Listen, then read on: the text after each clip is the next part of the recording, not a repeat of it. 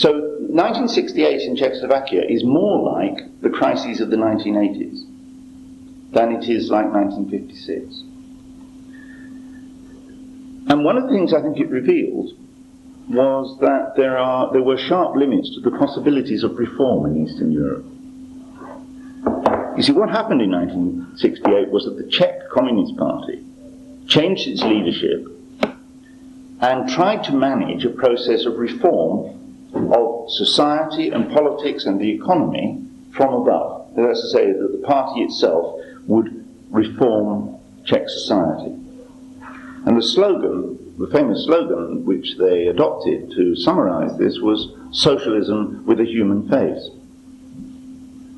But in practice, what happened, of course, was that the Czech movement of 1968, as I say, initiated from above, was brutally ended when the Russians invaded Czechoslovakia in August 1968. Now let's look at this a little bit more closely. The Czech economy after the war was the most advanced economy in Eastern Europe,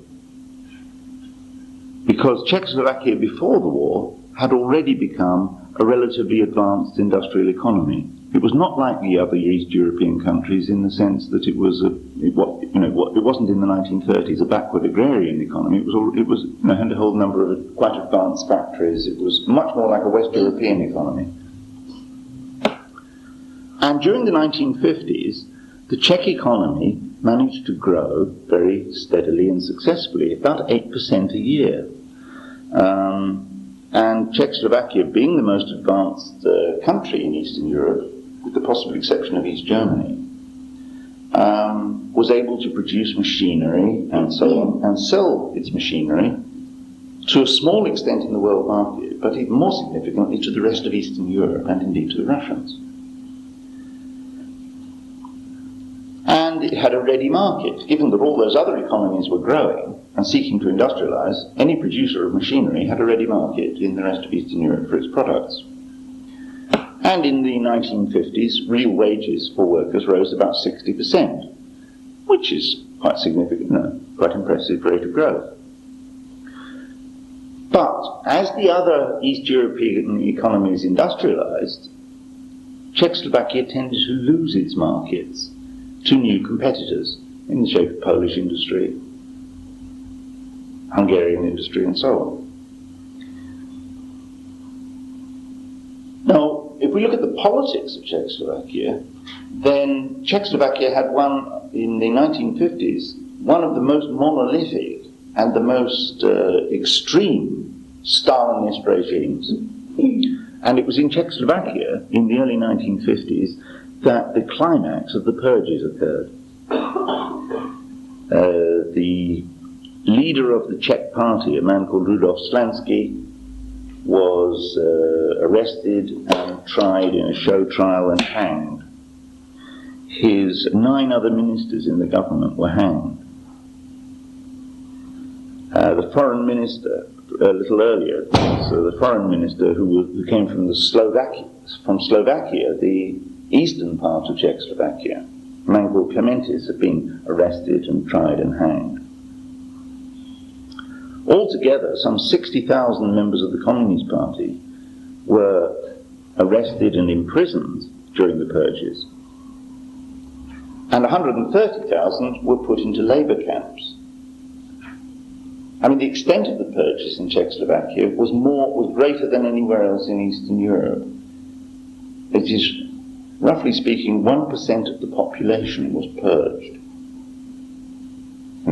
including children and old people and so on. 1% of the total population of Czechoslovakia was arrested, which is quite a phenomenal rate. And Czechoslovakia, after the purges, after the death of Stalin, was much less affected by the mood of de-Stalinization and liberalization than was the rest of Eastern Europe, particularly the more advanced countries in Eastern Europe. In 1956, there was nothing really happened in Czechoslovakia. In fact, it was said in Warsaw, people in Warsaw said about 1956, the Hungarians behaved like Poles, the Poles behaved like the Czechs, and the Czechs behaved like pigs. In other words, they didn't do anything.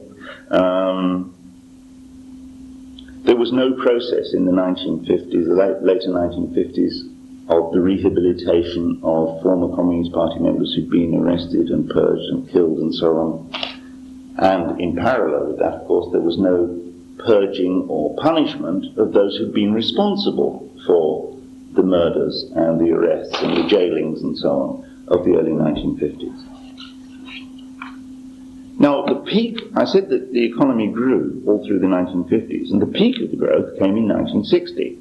In 1960, the economy grew by 11.7% in 1 year.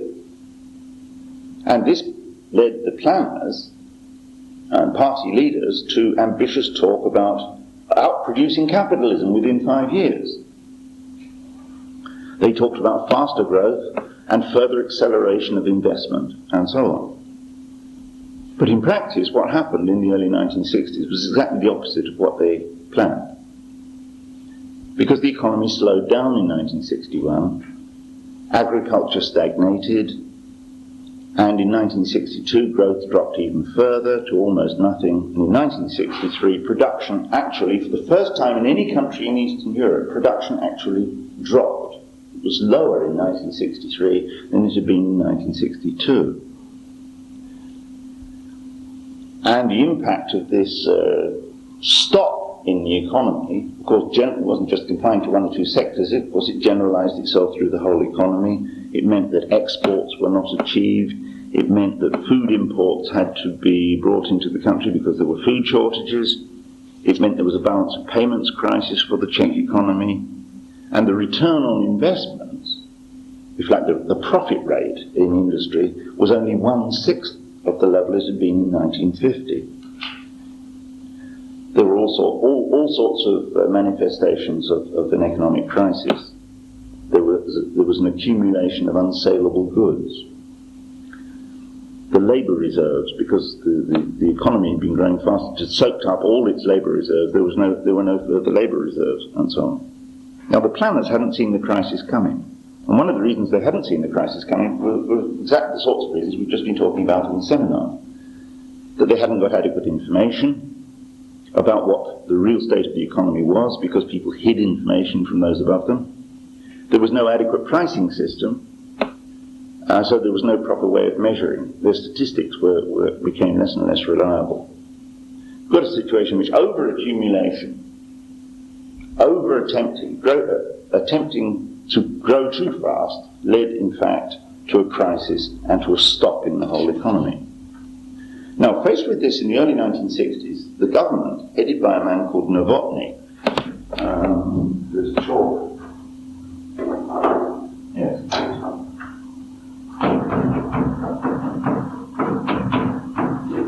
And I'll put the other name on it.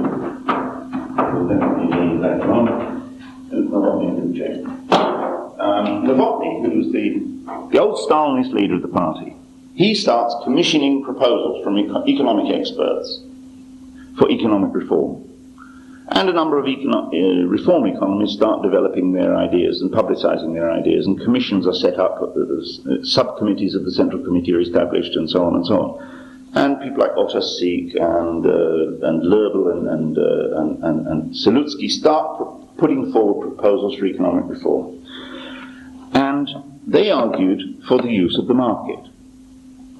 They said what we need to do is break away from the highly centralized planning system and move more towards a market system, so that we can weed out, through the use of the market, the most inefficient enterprises, so that we can encourage new kinds of production, more technologically advanced systems of production, and advance our whole technological base of our economy, so that we can redeploy, they said, a whole number of workers who are currently being employed inefficiently to more efficient jobs, which meant effectively sack a lot of workers and then find them other jobs. And something like 500,000 workers, it was suggested, would need to be redeployed. This in an economy of only 10 million people. And they suggested that, in line with the market principle, it was necessary to have more incentives for managers and for for technicians, for skilled personnel and administrative personnel.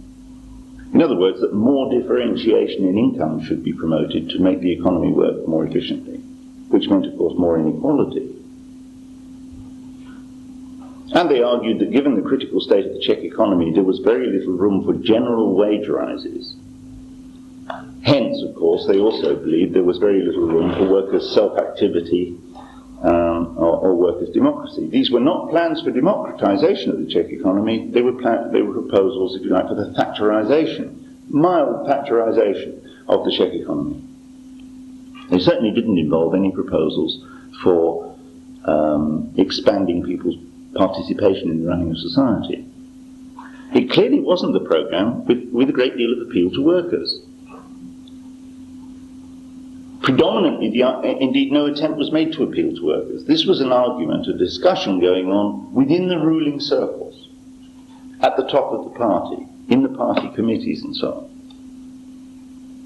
However, even these proposals for reform, for economic reform, for marketization, as it were, did offend established bureaucratic interests in the party. Sik and Salutsky and the other reformers attacked what they called the cult of the plan. They denied something which the planners had always, and the party leaders had always asserted, which was that the plan was somehow the expression of society's interests. They said it isn't. It is the expression of the interests of the planners, they said. The reformers claimed that the bureaucrats, those the planners and those already in positions of power running heavy industry and so on, were holding back the development of Czech society and of the Czech economy.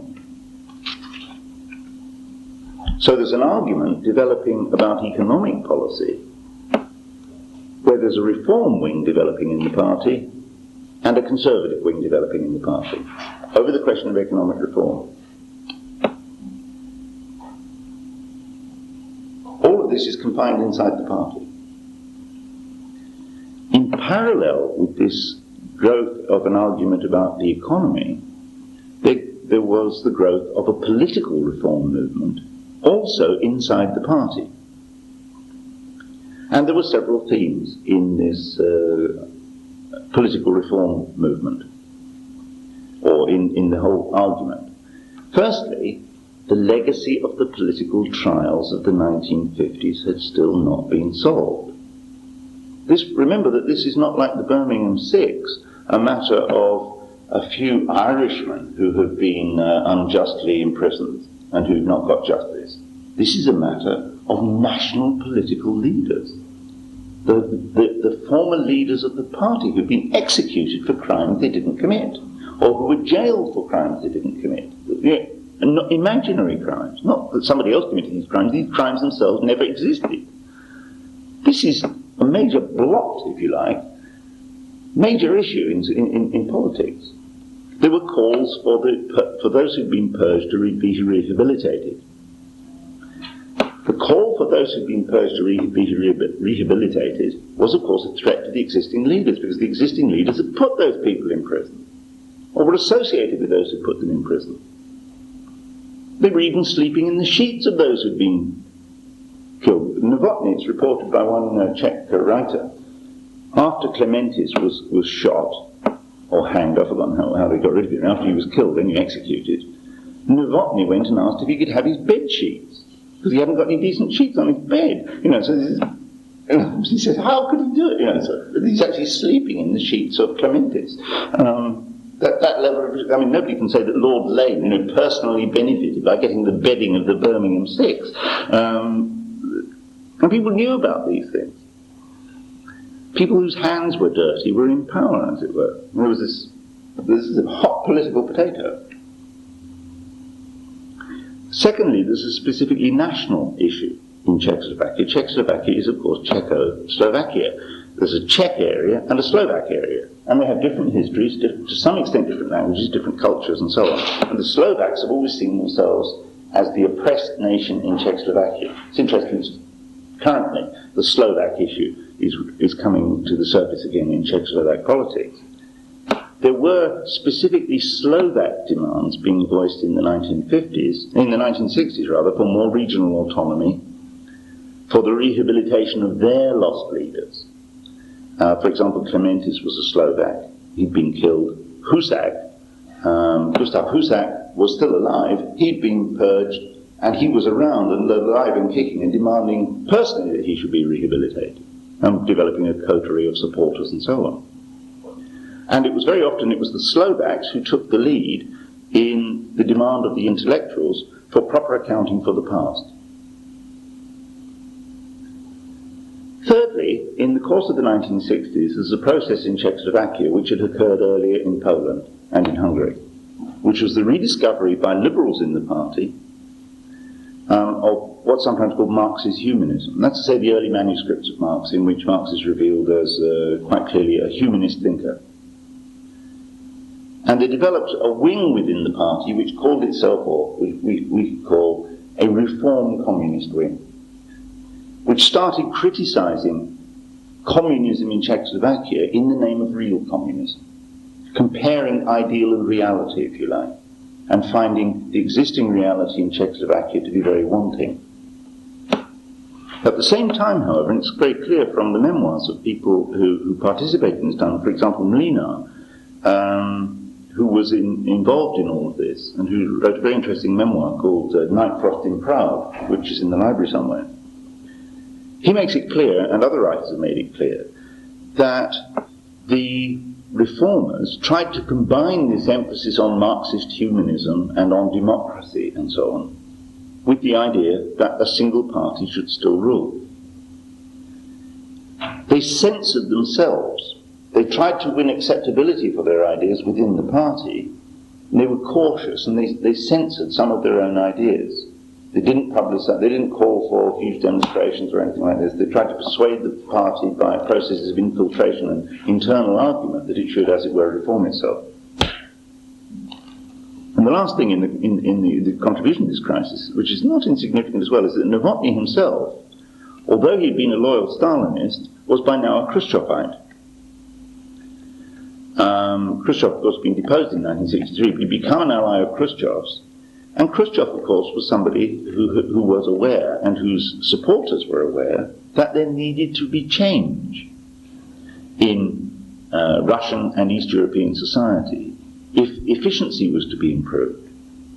But at the same time, they were characterized by uncertainty about what kind of change to allow, and who should be repressed and who should be permitted to put forward ideas and so on and so on. So it's not the case you've got an iron-hard totalitarian leadership which has got it won't give in on anything. It's rather, you've got a leadership which is partly convinced it ought to give in on some things, but not quite clear what. On the other hand, it's also clear it's not going to give in on some other things. But again, it's never certain in advance what it's going to give in on and what it's going to repress, which means that there's a field of uncertainty and so on. This is a framework for a slowly developing political crisis. From 1966, economic reform was indeed, there was an attempt to implement economic reform, but it was half-hearted, and it was obstructed, at least the reformers claimed, that it was obstructed by members of the old bureaucracy, as it were. In this circumstance, with an economic reform that didn't really work, the leadership of the party's authority further declined, and oppositional ideas spread more amongst the intelligentsia, who were characterized by, on the one hand, being critical of the existing setup, but also quite loyal to the existing institutions. None of them that was significant, seems to have raised the question of whether, in fact, the one-party system itself should be questioned. Amongst workers, there was extensive criticism of the economic reforms, because what the economic reforms meant for workers was increasing less job security, and more pay for the top managers, but no more pay for the ordinary workers.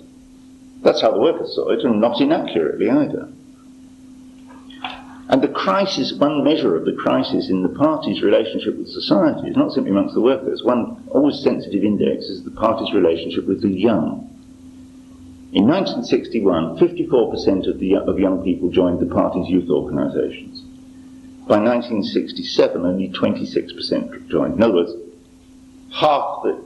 during the 1960s, there was a fall, a 50% drop in the appeal of the party amongst young people. That's quite a useful index in some ways. Now, the thing begins to come to a crisis, to a head in the latter part of 1967. 3 writers issued a statement highly critical of the cultural policy of the Communist Party, and they were expelled from the party. Shortly afterwards, the newspaper of the publication of the Writers' Union was closed down by the authorities. In other words, a clamping down on intellectual dissent. There was a demonstration by students in Prague in the autumn of 1967 over the question of the conditions in their hostels, and the police attacked the demonstration and beat up the students. And this provoked an open split in the Central Committee of the Communist Party in October and December in 1967. Dubček, who was a prominent party member from Slovakia, questioned the way in which Novotny ran things, questioned his methods openly in the Central Committee. And Novotny made no concessions at all. He said to Dubček, "You are a bourgeois nationalist." There's an open split now in the leadership of the Communist Party. The Slovaks, who were raising national issues, joined forces with the Liberals in the Czech Party at the December meeting of the Central Committee, and they proposed that Novotny should be removed as the General Secretary of the party. Now, Novotny at this point appealed to Brezhnev, to the Kremlin, to support him. And Brezhnev made it quite clear to the Czech party that it was not, as he put it, a matter in which the Kremlin was going to take a view. In other words, they were going to let Novotny get the chop. They weren't prepared to back Novotny any longer. Now, Novotny attempted against this background to do the same thing that had been attempted in Poland in 1956. He attempted to use the military to provide him with an additional power base. Like the Natolin group in Poland in the autumn of 1956, he tried to use the army and the police and the militia to arrest his opponents. At this point, a reform-supporting general, a man called General, I don't know how you pronounce this, I think it's probably Krychlik or something like this,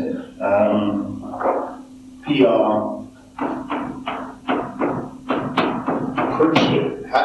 Any Czech speakers here, please tell me how to pronounce that. Prchlik. I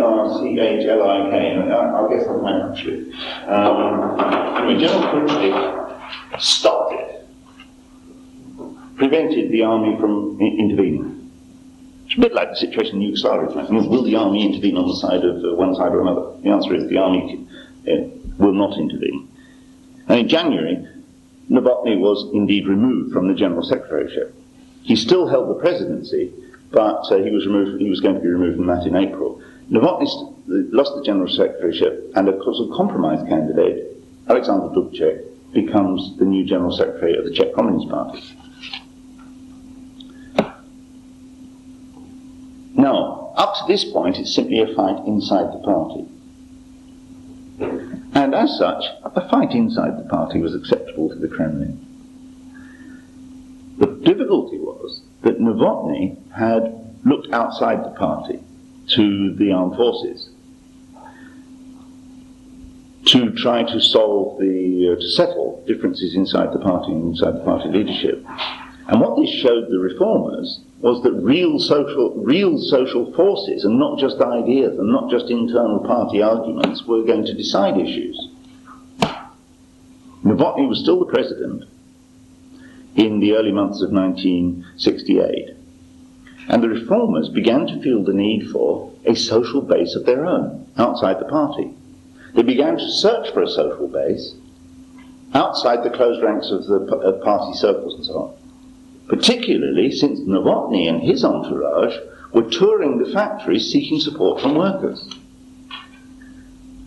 Now, Now, the early months of 1968 see one other phenomenon which is significant, which is an explosion in wages. And the reform wing of the party, Otto Seek and others, the economic reformers, were against wage increases. And Novotny, their opponent, is touring the factories, supporting the workers who are saying we want more money. And Novotny told workers in one factory in February 1968, for example, if to be a conservative means to oppose the lowering of the workers' living standards, I am proud to be a conservative, he says. And no doubt he got quite a good hearing for such an argument. And when the intellectuals first went to the factories, they met with a very mixed response. The reform intellectuals went to the factories, they got a very mixed response. One worker told them in very plain language, the intellectuals are swines, because it was they who contributed towards the losses. The so-called new economic system is a swindle, which is based on the assumption that the same people will stay on top. Because, after all, the worker ended, dogs don't eat dogs. And this does not exactly suggest a great deal of working class support for the principles of economic reform. So it's an argument amongst people at the top, they always come out on top, we always lose, dogs don't eat dogs. The intellectual reformers have got nothing material to offer the workers, because their proposals for economic reform attached to any were definitely proposals for holding down workers' living standards, increasing economic insecurity amongst workers in the interests of greater efficiency. But they were also in favour of political reform, and what they offered workers was freedom of information. What they offered them was increasingly the promise of institutionalised participation in management, increasing in political reform. Economic reform didn't interest workers very much, but political reform did. Freedom of information didn't interest them very much, or interested them quite a bit. Participation, not so much initially. I mean, it's quite interesting. When the Russians finally invaded Czechoslovakia in August 1968, there were only 80 what were called preparatory committees for setting up workers' councils. Workers, in fact, had not gone very far with any idea about increased participation and so on. 80 preparatory committees out of hundreds of factories and other workplaces in Poland, in Czechoslovakia. Now, the new Dubček leadership promoted freedom of ideas. They promoted criticism. They unlocked the press and the television, in a sense, from censorship. They limited the degree of censorship control over the exchange of ideas. And what's sometimes called the Czech Spring really was a movement, above all, of the freeing of information and of the unlocking of the possibility of argument in society, in a sense. The hands of journalists were untied by their editors. Suddenly a minister would appear on television and be grilled quite hard by an interviewer, rather than being asked subservient questions in a subservient way, and so on. Leading functionaries in one field after another were forced to resign by calls for their removal. Several judges who had been responsible for the illegal trials of the 1950s were reported to have committed suicide in the early months of 1968. Such was the pressure on them. There were real debates going on in the political weeklies and so on. New political organisations began to be established, including non-party organisations. And the Russians began to express more and more alarm at what was happening. Now, I think we have to be quite clear, the predominant ideas that were being expressed and which were getting popular support were ideas which we could call reform communism ideas. In a sense, those who discussed the prospects and the possibilities of reform in Czechoslovakia in 1968 believed the myth of 1948, believed that there had been, indeed, a popular revolution in 1948, that a socialist society had been created in some way as a result of the Czech events of 1948. What they were seeking to do was they were taking for granted, in a sense, the quote-unquote socialist character of Czech society and seeking to expand the social base of the party, to activate a new social base for the party, They were not calling for new parties to be established, and they certainly weren't calling for pluralism. This was a movement of people who were loyal communists, who were loyal to the Communist Party and loyal to Moscow. They were not antagonistic to Moscow. This was not like the Polish movement in '56, in which there were a lot of anti-Russian sentiments expressed. What is curious about Czechoslovakia in 1968 is, until August, how loyal to Moscow the whole thing was. The reformers, by and large, resisted the idea that other parties had got a place in the construction of socialism in anything but a very subordinate role to the Communist Party, although there were a few non-party voices like Václav Havel, who was already politically active in this period, who was outside the Communist Party, who was calling for the formation, for example, of a democratic party. He said, if we live in democratic socialism, the communists should represent socialism, we need another party to represent democracy.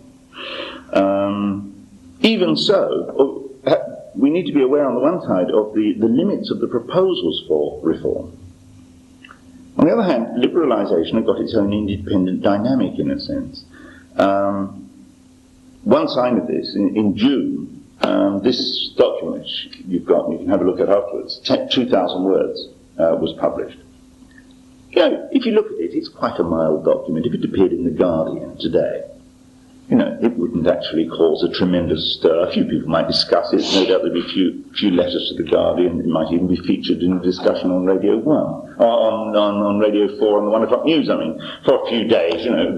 But it wouldn't cause a major stir. It causes a major stir precisely because of the society in which it emerges. Nothing like this has ever appeared before. Because what it does is to call on Communist Party members and the mass of the people to fight the old forces in society, to take initiatives, to set up committees to defend the freedom of expression in society and so on. That's basically what it says. It's a call for active liberalisation from below. Moscow, when it came out, published deeply antagonistic editorials, sent messages to the Czech Communist Party demanding that the document be withdrawn, and so on and so on. It was published in a number of newspapers in Czechoslovakia in June '68. Dubček was under pressure. Dubček, the new leader of the Communist Party, is under pressure from Moscow to limit the movement to liberalisation and democratisation in Czechoslovakia. He called on his own press to act more responsibly. He called for an end to anarchy, and so on. One shouldn't see him as somebody who's leading this movement forward. If anything, he's the prisoner of this movement and he's seeking to contain it. But the truth was that the forces which were being unleashed were beyond the control of the Dubček leadership. And in any case, the Dubček leadership was still afraid of the old guard. And therefore it vacillated in its attitude to the reform movement and to the increasing liberalisation, increasing public discussion, and so on. And slowly the democratisation movement, the liberalisation movement, deepened into society. There emerged factory committees. Not factory committees to take over the factories, but factory committees to defend freedom of information. Workers setting up committees to defend the idea of reform, to defend freedom of information, defend journalists against censorship and so on. Groups outside the party were developing and putting out their ideas and so on. The Russians demanded that Dubček should bring Czech society back to order, as it were. Now, Dubček tried to compromise. He hoped perhaps that he'd be able to do something like Gomulka had done in 1956, to ride the storm and come out on top and then perhaps gradually get Czech society back into order over several years. But increasingly, the Russians threatened to invade. And this became characteristic of Dubček. When somebody really supported Dubček, he tended to sack them. General Pruchlik, or how we pronounce it, suggested that faced with the threat of Russian invasion, that there should be armed resistance to the Russians should be prepared. And General Pruchlik was sacked as a general by Dubček in the days before August the 20th. Now, on the 20th of August, the Russians did invade. This time it was not like Hungary, in the sense that they did not face a massive armed response from the Czech population. There was very little armed resistance in Czechoslovakia. Between 50 and 100 people died. 20,000 people, remember, died in Czechoslovakia, in Hungary in 1956. Less than 100, anyway, died in Czechoslovakia in 1968. the 14th Party Congress, the 14th Congress of the Communist Party, met within days of the Russian invasion in secret and issued a call to the Czech population for legal resistance to the Russian occupation and called for a 1-hour general strike. There was a 1-hour general strike, but a 1-hour general strike doesn't settle the fate of mighty movements, of course. It was a relatively small call. There's a nice story in Mlynar's memoirs, Night Frost in Prague, about what happened in these early hours after the invasion. A woman somehow managed to get through on the telephone. She dialed and got through to the president, a man called Svoboda, who was a reformer. And she said to him that she recommended to him that he should shoot himself in protest of the occupation. And he said, no, he said to the telephone, I think my duty, he said, is to work very hard to try and sort out this difficult situation. And she said, Mr. President, but how beautiful it would be if you were to shoot yourself. But he didn't. What actually happened was the leaders of the government were arrested by the Russians, and they were flown out of Czechoslovakia. Nobody initially knew where to. Eventually they were flown to Moscow. Eventually they arrived in Moscow for quote-unquote negotiations with the Russians. And there were some quite interesting accounts by participants in Mlynar's. This is an interesting account, for example. I think there were one or two others of the people who went to Moscow, which they publish afterwards. Basically what happened was that the Russians harangued them. Mlynar says that Brezhnev said to him quite straightforwardly, you are part of our territory. And the reason he said that is, you are part of our territory because Soviet soldiers trod there in World War II. And we are not leaving Czechoslovakia. You are part of our bloc and our territory, and you have got to do what we say. And in the end, the Russians said, quite simply, you must sign an agreement with us. And the Czech Communist Party leadership, with one exception, a man called Kriegel, agreed to sign an agreement with the Russians. And fundamentally the terms of that agreement were that the Czech Party would reimpose control over Czech society, would reintroduce censorship, would sack the heads of the radio and the television and numbers of journalists and editors of newspapers.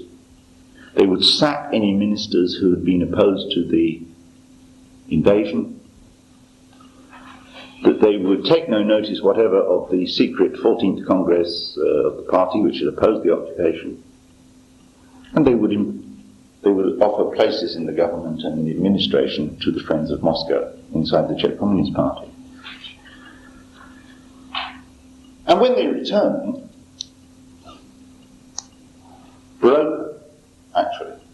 broken and bowed by what had happened. I mean, they weren't tortured or anything, I'm not suggesting anything of this sort, but they were politically broken by signing this agreement.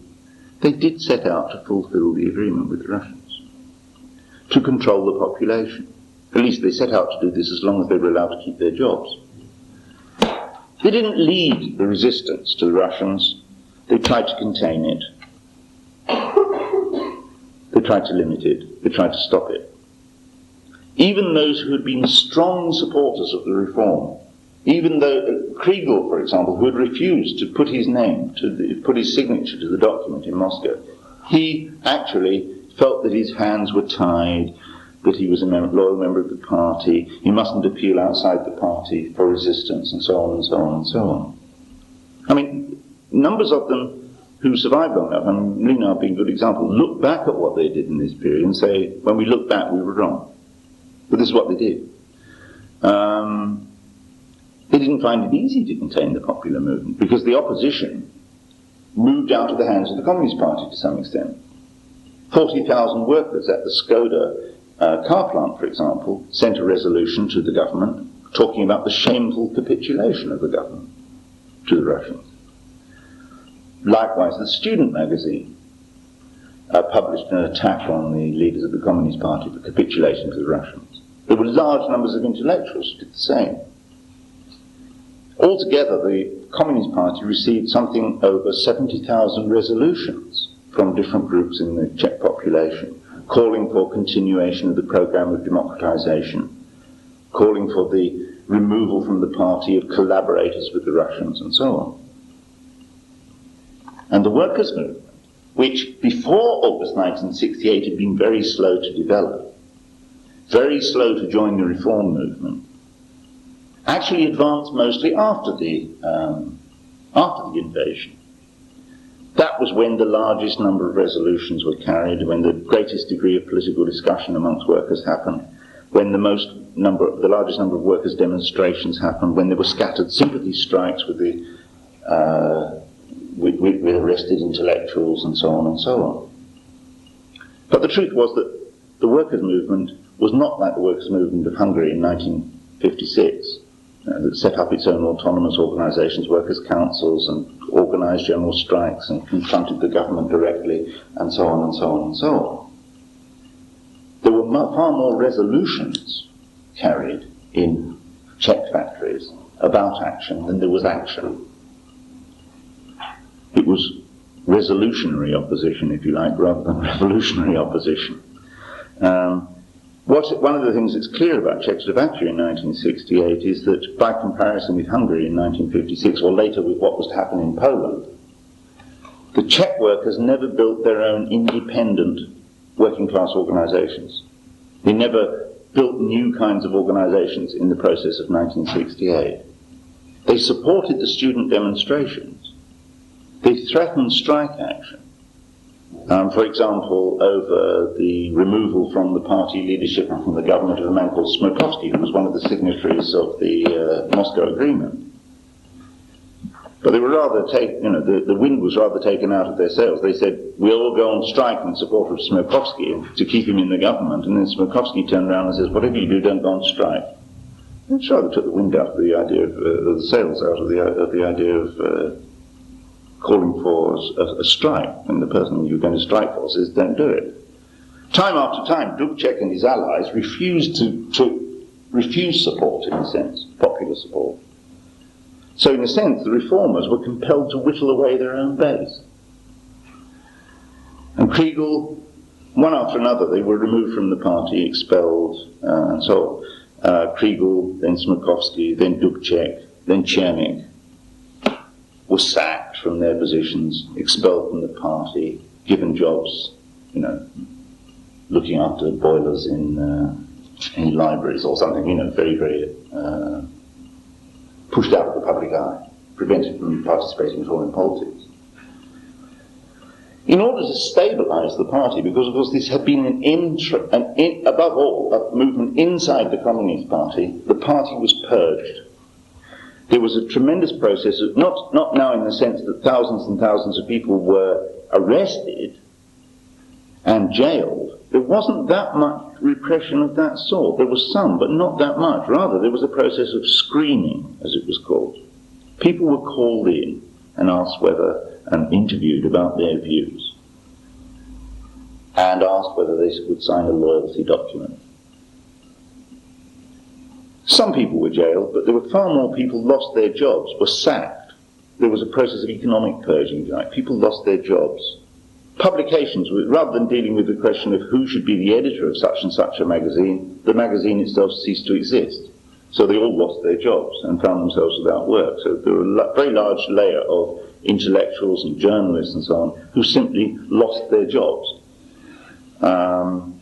Some dissenters found that their children were denied access to higher education, which is, if you want to know how to really put the frighteners on an intellectual, tell them their children can't go to college.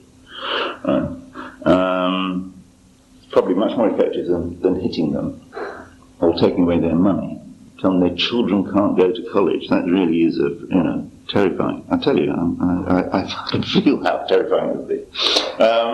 There's a state machine. The whole state machine was rebuilt, not any longer on the basis of belief. See, the reform communist movement still believed in a sense, but now this is a system built not on belief but on shamed submission. Those who survived in the apparatus are those who crawled, and they know they crawled. There's no room now allowed for internal dissent. And as a writer called Simetska noted early in the 1980s in a book called The Normalization of Order, which was about this whole process in Czechoslovakia, really there wasn't any room any longer inside Czech society, inside Czech politics, for any kind of reform movement after 1968. The regime could not reform itself because it had excluded all possibilities of internal reform. It had excluded, actually, all possibilities of serious internal debate. It had become a real hack party. It was no longer really an ideological party committed to some vision of the transformation of society. It was an authoritarian party holding power and largely relying on purely material incentives to attract people towards itself. It had become, if you like, a very conservative and non-ideological communist party. And interestingly, when economic difficulties again developed in the 1980s in Czechoslovakia, there was really no possibility of economic reform in Czechoslovakia because there were no economic reformers in the party. In the end, the only thing that could happen to the Czech party, there was simply, therefore, continued economic stagnation in Czechoslovakia, which marked the economy in the 1980s. In the end, the only thing that eventually could happen, I mean, wouldn't it be nice to be able to make this prediction in 1986? Perhaps I might have done. I can say it with great confidence now. The only thing that could happen to the Czech regime was that in the end it would be swept aside. It couldn't be reformed. In the end it was swept aside. And you can see in a sense how the way in which it was reconstructed after 68 meant that there was no internal possibility of reform. All that could happen to it was that indeed it would be pushed aside in the end. We happen to know that the end came in 1989. Now, just to conclude, there are two views really about the pattern of these events. One of them is the view which we might call the view of the liberal, or the Euro-communist. And that says that the main instigators in this process were the liberals. That what this is about a group of brave reformed communists like Alexander Dubček and so on, who seek to introduce a new model of socialism, called socialism with the human face and so on. That fundamentally what this is a reform movement. This is also the view which is put forward in a couple of works by serious, major academic works on the Czech movement, one by Kusin and another by Golan. That's one view. And all the emphasis in that is on the intellectual, the reform intellectuals, and so on.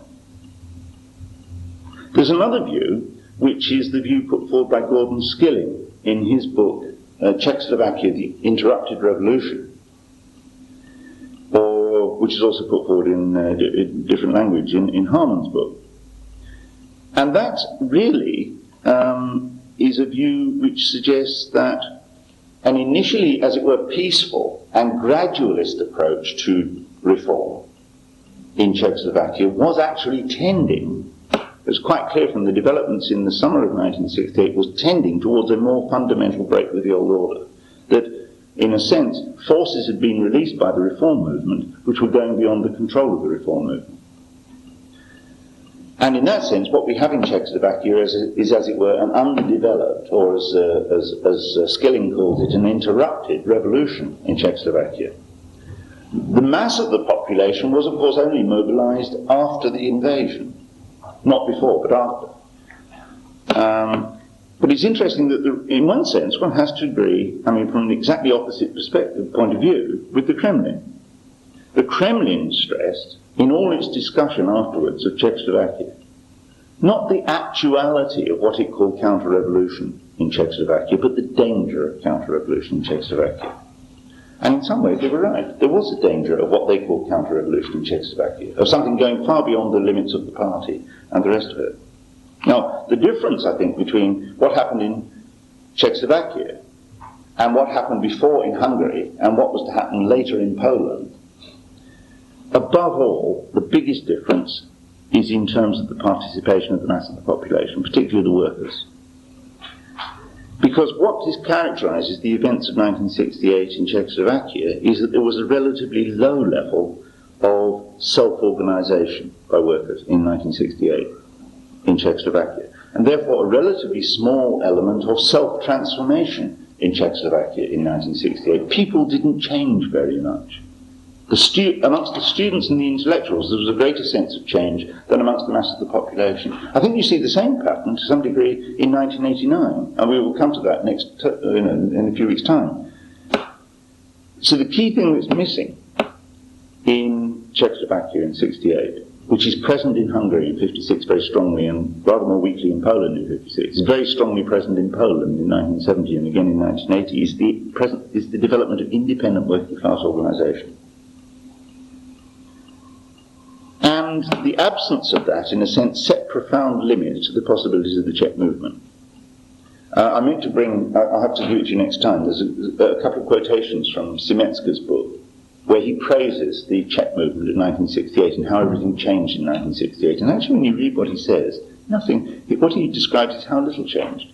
But I meant to bring these. He talks about how people came to view politics differently, but he actually is describing people watching television.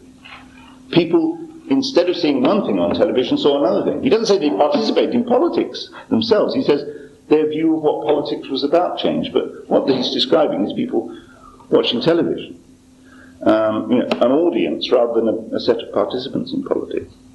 So in a sense, I think, possibly a rather gloomy view of 1968 in Czechoslovakia, but it was always an affair, as it were, from above.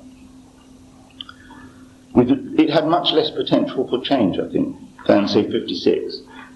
The events of 1956 or what was to come later in Eastern Europe. And in a sense, it was perhaps bound to be defeated because of the mass of the population was never independently active. Right, one very last thing on which I will end, which is worth noting, perhaps, and that's the political effect of 1968, just need to be noticed. And above all, the political effect on the communist parties. Because whereas in 1956 the Western communist parties supported the invasion of Hungary, in 1968 predominantly they denounced the invasion of Czechoslovakia. And there was an increasing tendency in the communist parties to move to dissociate themselves from the Stalinist heritage. There was a minority in some parties, in some cases a majority, who were known in England as the tankies, that's to say those who supported the tanks going into Czechoslovakia. But the tendency, the tide within the communist parties across the world was increasingly to separate themselves from Moscow. This wasn't a move, however, towards more militancy and towards more leftism. Rather, it was an opposite. It was a shift towards social democracy. Towards, as the Italian Communist Party put it, the politics of the historic compromise, which meant basically the Communist Party would be willing to join the Christian Democratic Party in a coalition government, or another way of putting it, that Labour should compromise with capital. Its final outcome is designer socialism, Marxism today, and basically the conversion of the communist parties into conventional bourgeois parties, some of whom even supported the United States war in the Gulf in the early part of this year. What increasingly Czechoslovakia signalled was a decline, I think, was the end of Stalinism as a system of belief.